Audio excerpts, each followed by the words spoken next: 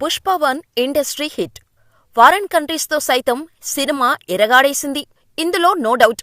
ఇక సినిమాలో పుష్పరాజ్ క్యారెక్టర్లో icon star Allu Arjun act చేశాడు అనే కంటే జీవించేశాడు అని చెప్పటం బెటర్. అంతలా యాక్ట్ చేశారు కాబట్టే అల్లు అర్జున్ని నేషనల్ అవార్డు వరించింది. ఇంతవరకు బాగానే ఉంది. ఒక్క స్టేట్మెంట్ మొత్తం సీన్ని మార్చేసింది. 40 ఏళ్ల క్రితం అడవులను కాపాడేవాడు హీరో.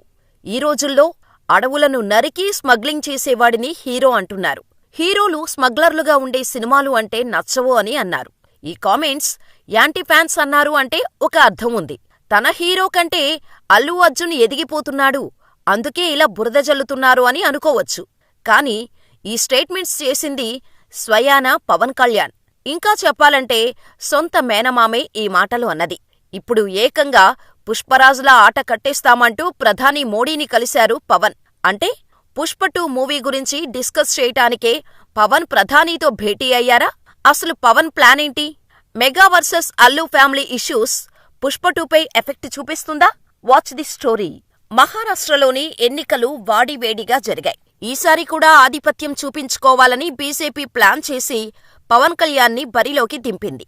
ఏపీలో జరిగిన ఎన్నికల్లో 100% స్ట్రైక్ రేటుతో ఫుల్ ఫామ్లోకి వచ్చిన పవన్ని స్టార్ క్యాంపెయినర్గా మహారాష్ట్రలో ప్రచారం చేయించింది బీజేపీ. పవన్ ప్రచారం చేసిన అన్ని స్థానాల్లోనూ ఎన్డీఏ క్యాండిడేట్స్ గెలిచారు.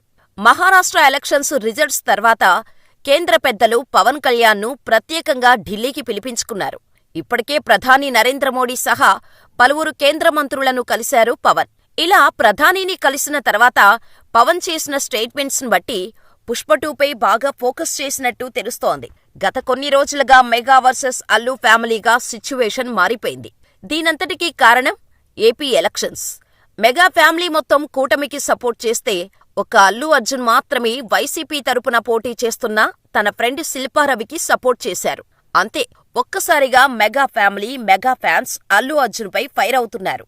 అయినా సరే ఎక్కడా తగ్గలేదు అల్లు అర్జున్.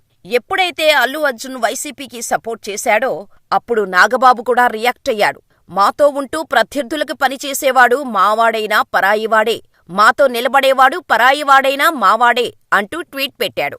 ఆ వెంటనే అల్లు అర్జున్ ఫ్యాన్స్ పేజీలో అల్లు రామలింగయ్య ఫోటో పెట్టి అల్లు రామలింగయ్య అనే వ్యక్తి లేకపోతే నాగబాబు అనేవాడు బాపట్ల పోస్టాఫీస్ వద్ద సైకిల్ షాపులో పంక్చర్లు వేసుకునేవాడు అని ట్వీట్ని వైరల్ చేశారు.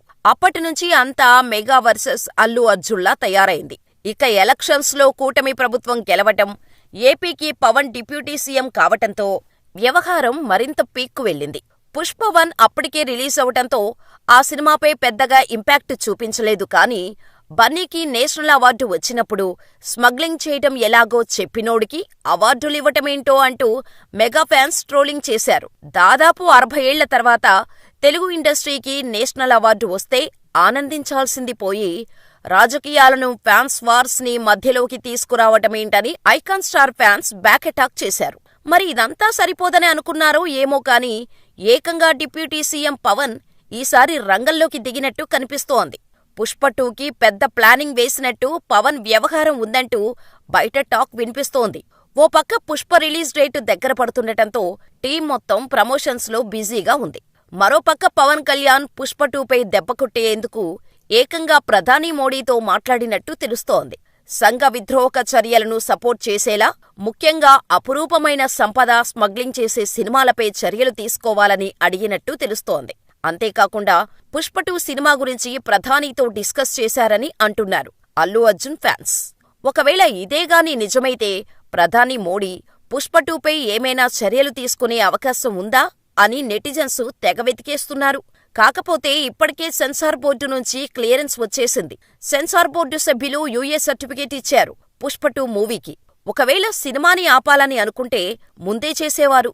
కానీ ఇప్పుడు సెన్సార్ బోర్డు నుంచి క్లియరెన్స్ వచ్చేసింది కాబట్టి కలెక్షన్స్పై ఏమైనా దెబ్బకొట్టే అవకాశం ఉందని అంటున్నారు ఐకాన్ స్టార్ ఫ్యాన్స్. అయినా రాజకీయాలను సినిమాలపై రుద్దటమేంటో అని మెగా ఫ్యామిలీపై మండిపడుతున్నారు అల్లు అర్జున్ అభిమానులు. మరి పవన్ కళ్యాణ్ నిజంగా పుష్ప 2 మూవీని టార్గెట్ చేశారని మీరు కూడా అనుకుంటున్నారా? అయితే మాకు కామెంట్ చేసేయండి.